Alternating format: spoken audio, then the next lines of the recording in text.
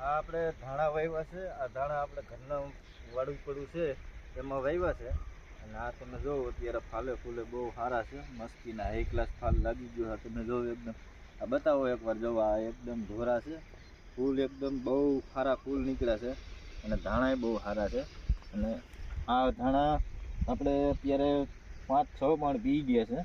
અને હજી આપણે સારા રાખવા માટે અને લીલા એકદમ થાય એના માટે હજી આપણે 3-4 પાણ પાવાના છે.